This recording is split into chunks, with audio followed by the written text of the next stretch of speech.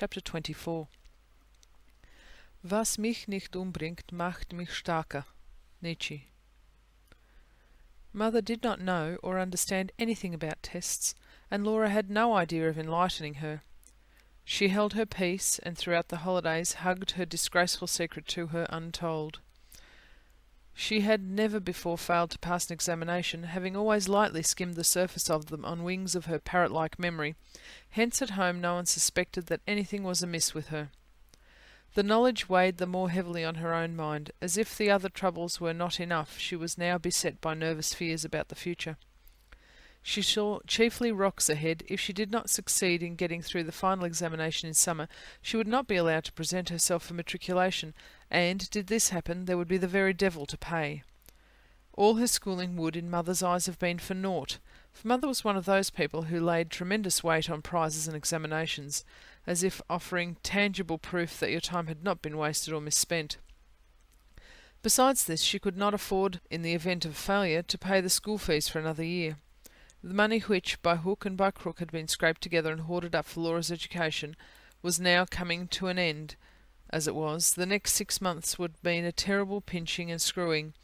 The other children, too, were growing day by day more costly. Their little minds and bodies clamoured for a larger share of attention.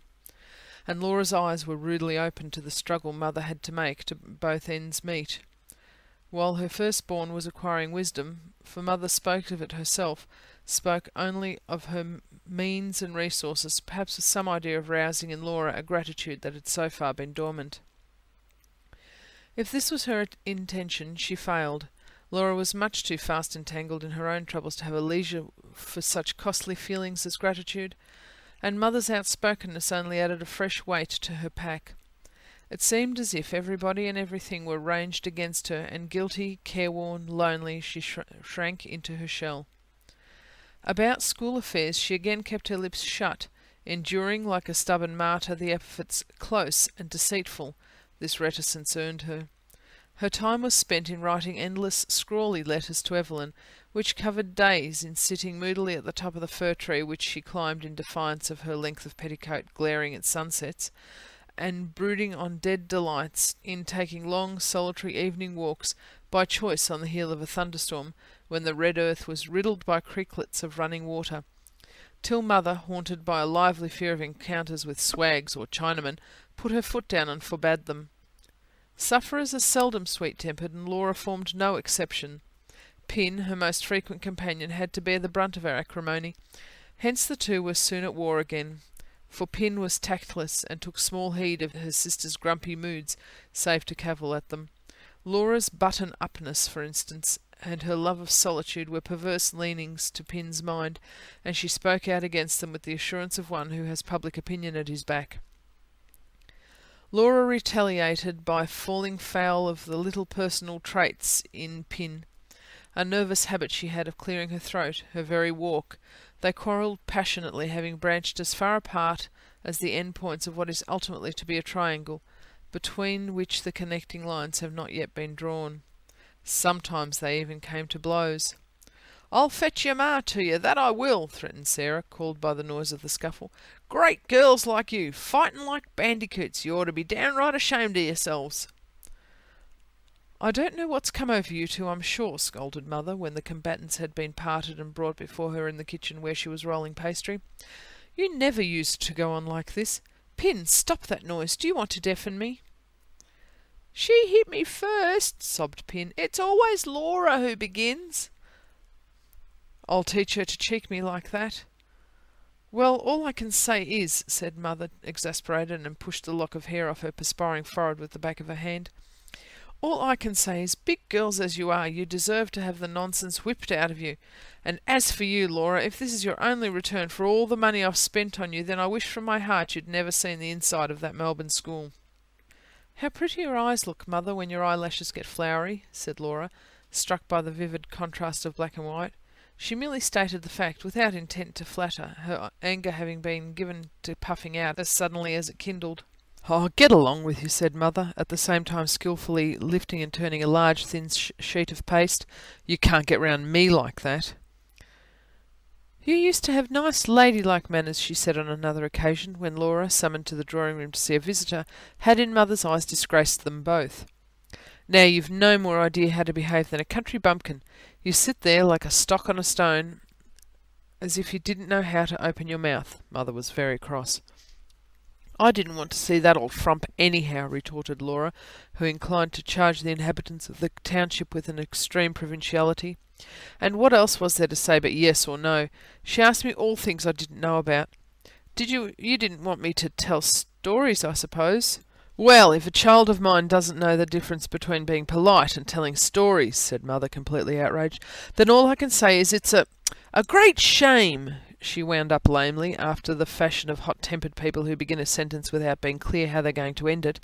You were a nice enough child once. If only I'd never left you to leave home. The Jeremiad was repeated by Mother and chorused by the rest till Laura grew incensed.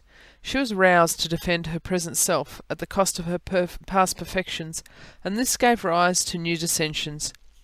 So that in spite of what she had to face at school, she was not altogether sorry when the time came to turn her back on the unknowing and hence unsympathetic relations.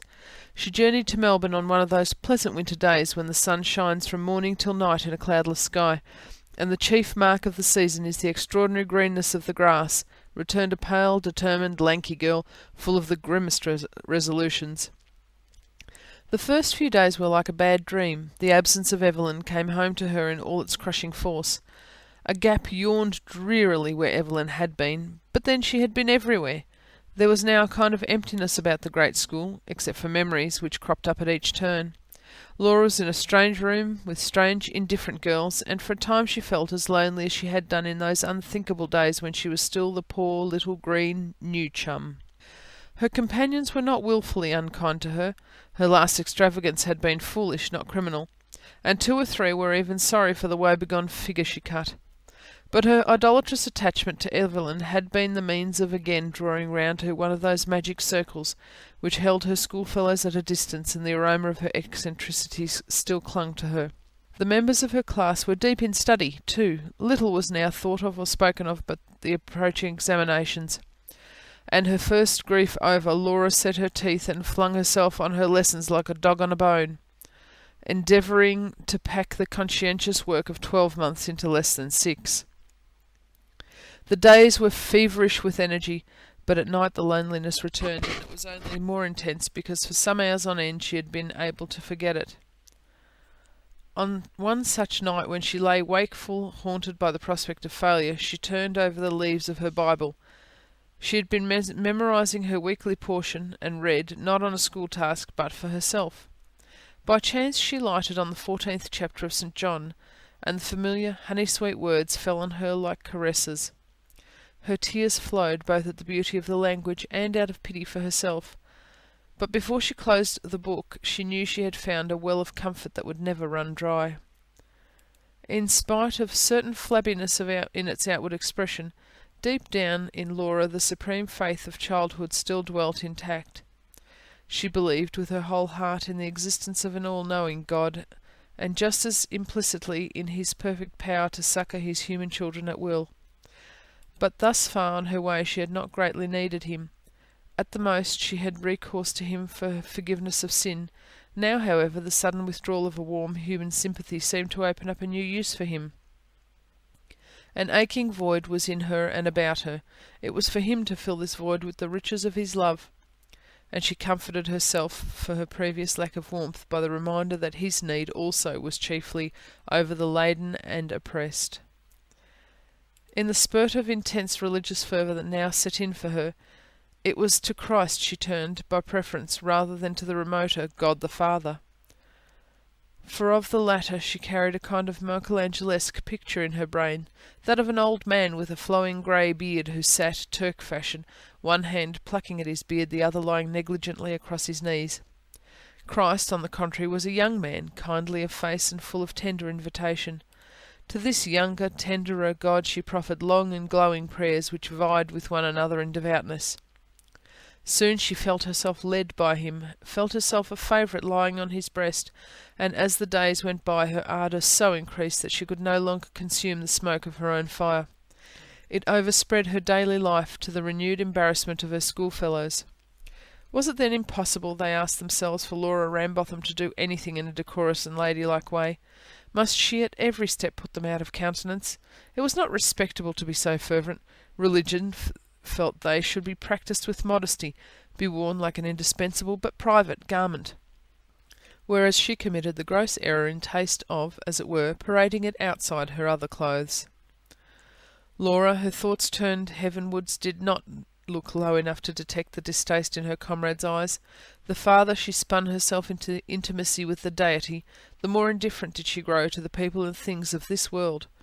Weeks passed, her feelings, in the beginning a mere blissful certainty that God was love, and she was God's, ceased to be wholly passive.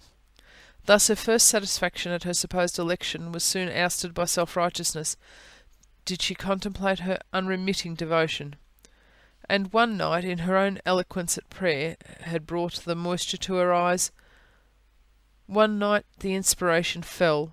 Throughout these weeks she had faithfully worshipped God without asking so much as a pin's head from him in return.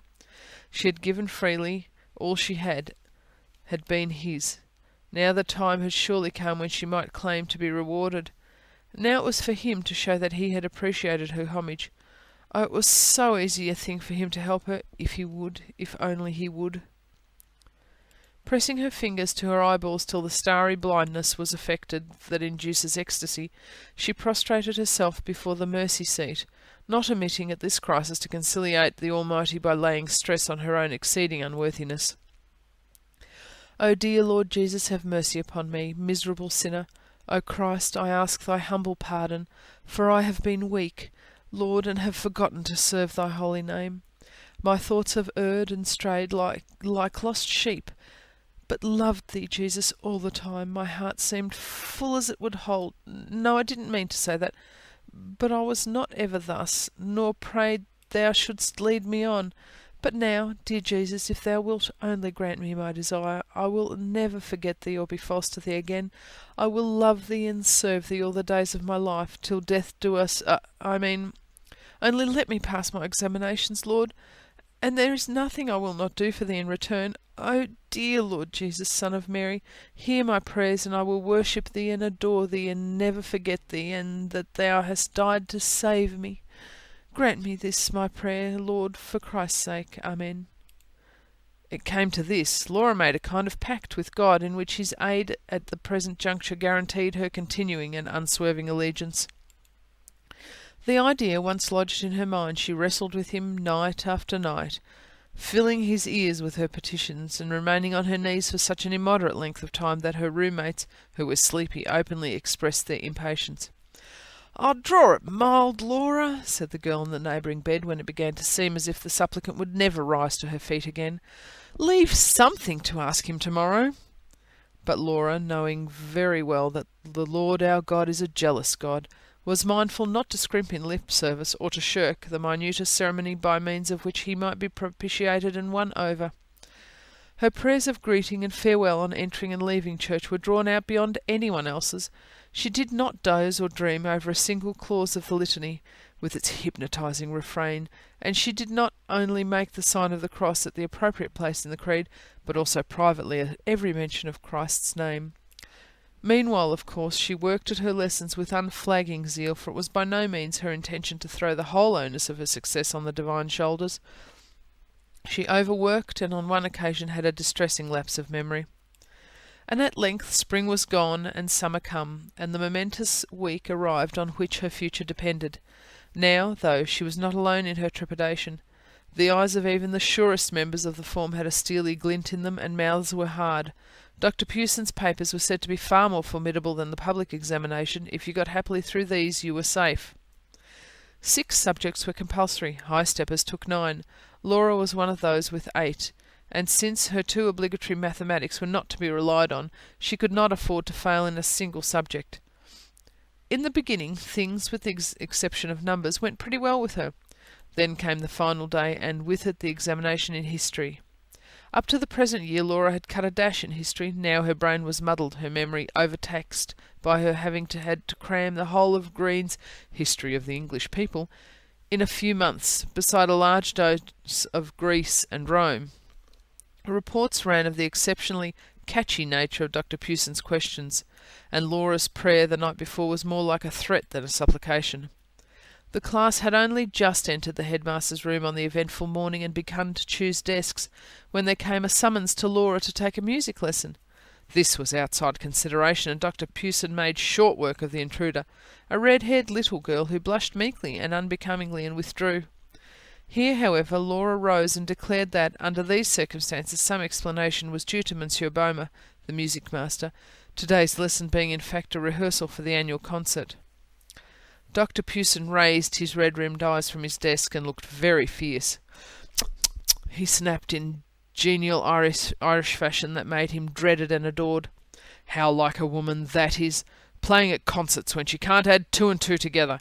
Your arithmetic paper's fit for punch, Miss Rambotham." The smile he looked for went round. "Have you seen the questions? No, we'll give them here then. You've got to go, I suppose, or we might deprive the concert of your shining light. Hurry back now. Stir your stumps." But this Laura had no intention of doing. In handling the printed slip, her eye lagging had caught the last and most vital question: give a full account of Oliver Cromwell's foreign policy. And she did not know it. She dragged out her interview with the music master, put questions wide of the point, insisted on lingering till he had arranged another hour for the postponed rehearsal, and as she walked she talked, and as she listened to Monsieur Boehmer's ridiculous English, she strove in vain to recall jot or tittle of Oliver's relations to foreign powers. Oh, for just a peep at the particular page of green! For, if once she got her cue, she believed she could go on. The dining hall was empty when she went through it on her way back to the classroom. Her history looked lovingly from its place on her shelf, but she did not dare to go over to it and take it out, and turn to the passage. That was too risky. What she did do, however, when she had almost reached the door, was to dash back, pull out a synopsis, a slender, medium-sized volume, and hastily and clumsily button this inside the bodice of her dress. The square, board-like appearance it gave her figure, where it projected beyond the sides of her apron, she concealed by hunching her shoulders. Her lightning plan was to enter a cloakroom, snatch a hurried peep at Oliver's confounded policy, then hide the book somewhere till the examination was over. But on emerging from the dining hall, she all but collided with the secretary, who had come noiselessly across the veranda, and she was so overcome by the thought of danger she had to run, and by Miss Blount's extreme surprise at Dr. Pewson's leniency, she allowed herself to be driven back to the examination room without a word. The girls were hard at it. They scarcely glanced up when she opened the door. From her friends' looks she could judge the success they were having. Cupid, for instance, was smirking to herself in the particular fashion that meant satisfaction. M.P.'s cheeks were the colour of monthly roses, and soon Laura, crouching low to cover her deformity, was at work like the rest. Had only Oliver Cromwell never been born, thus she reflected when she had got the easier part of the paper behind her. Why could it not have been a question about Burke and Wills, or the Eureka Stockade, or the voyages of Captain Cook? Something about one's own country that one had heard hundreds of times and was really interested in. Or a big arresting thing like the Retreat of the 10,000, or Hannibal's march over the Alps. Who cared for old Oliver and his shorn head and his contempt for baubles?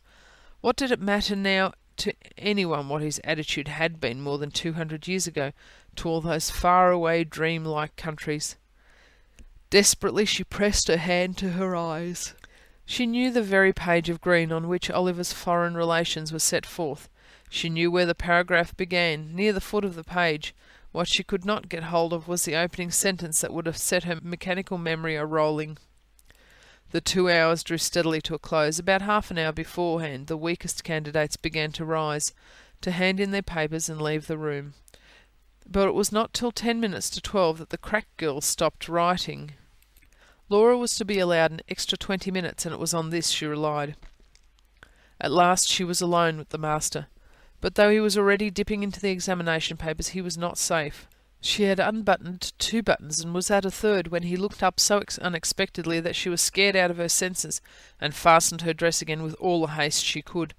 3 or 4 of the precious minutes were lost. At this point the door opened and Mr. Strachey strode into the room. Dr. Pewson blinked up from the stacks of papers, rose, and the two spoke in low tones. Then, with a glance at Laura, they went together to the door, with Dr. Pewson held behind him, and stood just over the threshold. As they warmed to their talk, the master let the door slip into the latch.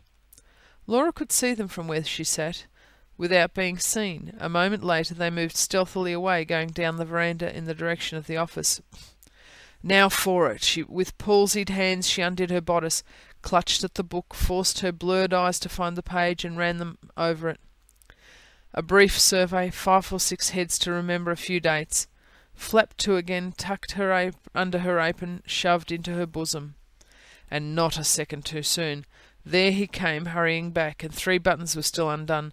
But Laura's head was bent over her desk, though her heart was pummelling her ribs. Her pen now ran like lightning, and by the time the order to stop was given, she had covered the requisite number of sheets. Afterwards she had adroitly to rid herself of the book, then to take part, a rather pale-eyed, distracted part, in the lively technical discussion that ensued, when each candidate was as long-winded on the theme of her success or non-success as a card-player on his hand at the end of a round. Directly she could make good her escape, she planned a headache, climbed to her bedroom, and stretched herself flat on her bed. She was through, but at what cost? She felt quite sore. Her very bones seemed to hurt her. Not till she was thoroughly rested, and till she had assured herself that all risk attached to the incident was over, did she come to reflect on the part God had played in the business. And then, it must be admitted, she found it a sorry one. Just at first, indeed, her limpid faith was shocked into a reluctance to believe that He had helped her at all. His manner of doing it would have been so inexpressibly mean. But little by little she dug deeper, and eventually she reached the conclusion that He had given her the option of this way, throwing it open to her, and then standing back and watching to see what she would do, without so much as raising an eyelid to influence her decision. In fact, the more she pondered over it, the more inclined she grew to think that it had been a kind of snare on the part of God, to trap her afresh into sin, and thus to prolong her dependence on Him after her crying need was past. But if this was true, if He had done this, then He must like people to remain miserable sinners, so that He might have them always crawling to His feet. And from this view of the case her ingenious young mind shrank, appalled. She could not go on loving and worshipping a God who was capable of double-dealing, who could behave in such a mean, Jewy fashion, nor would she ever forget His having forced her to endure the moments of torture she had come through that day. Lying on her bed, she grappled with these thoughts. A feeling of deep resentment was their abiding result. Whatever His aim, it had been past expression pitiless of Him who had at His command thousands of pleasanter ways in which to help her, thus to drive a poor unhappy girl to extremities, one, too, whose petition had not been prompted by selfish ends alone. What she had implored of Him touched Mother even more nearly than herself. Her part prayer to Him had been to save Mother, whose happiness depended on things like examinations, from a bitter disappointment. That much at least He had done. She would give Him His due, but at the expense of her entire self-respect. Oh, He must have a cold, calculating heart. One could only see right down to it. The tale of His clemency and compassion which the Bible told were not to be interpreted literally when one came to think of it. Had He ever, outside the Bible, been known to stoop from His judgment seat and lovingly and kindly intervene? It was her own absurd mistake. She had taken the promises made through His Son for gospel truth, and had thought He really meant what He said about rewarding those who were faithful to Him. Her companions, the companions on whom, from the heights of her piety, she had looked pityingly down, were wiser than she. They did not abase themselves before Him, and vow lifelong devotion, but neither did they make any but the most approved demands on Him. They satisfied their consciences by paying Him lip homage, by confessing their sins, and by asking for a vague, far-distant mercy to which they attached no great importance. Hence they never came into fierce personal conflict with Him, nor would she ever again. From this time forward she would rival the rest in lukewarmness. But before she could put this resolve into force, she had to let her first indignation subside. Only then was it possible for her to recover the shattering of her faith and settle down to practice religion after the glib and shallow mode of her friends.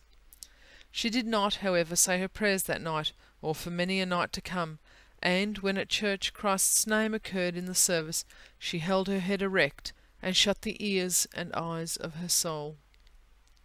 End of chapter 24.